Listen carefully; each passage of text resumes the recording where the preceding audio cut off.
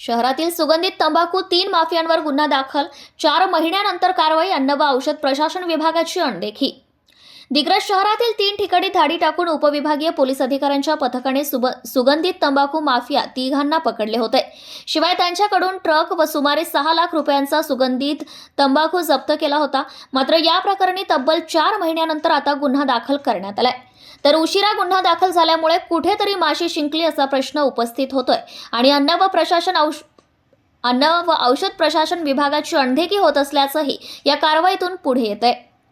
नरेंद्र मूलचंद लाचुरे वय 55 वर्ष राहणार अंबिकानगर दिग्रस, मोहम्मद नासिर मोहम्मद युनुस वय 37 वर्ष राहणार गवळीपुरा दिग्रस आणि मोहम्मद साबिर शेख पिरो वय 43 वर्ष राहणार चांदनगर दिग्रस अशी गुन्हे नोंद झालेल्या सुगंधित तंबाखू माफियांची नावे आहेत.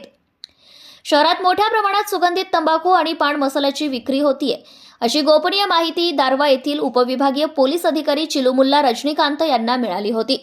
12 ऑक्टोबरला दुपारी संबंधित माफियांकडे धाडी घातल्या. त्यामध्ये आरोपी मोहम्मद साबिर याच्याकडे 15,987 रुपये, आरोपी मोहम्मद नासिर याच्याकडून 11,716 आणि आरोपी नरेंद्र लाचुरे याच्याकडून ट्रकसह 5,75,000 रुपयांचा सुगंधित तंबाखू आढळून आला होता. ही कारवाई केल्यानंतर स्थानिक पोलीस ठाण्यात अशी नोंद घेत मुद्देमाल जप्त करण्यात आला होता. या प्रकरणी पोलिसांनीच तक्रारदार होत गुन्हे दाखल करण्याचं कळवलंय. प्रतिनिधी सतीश झळके दिग्रस.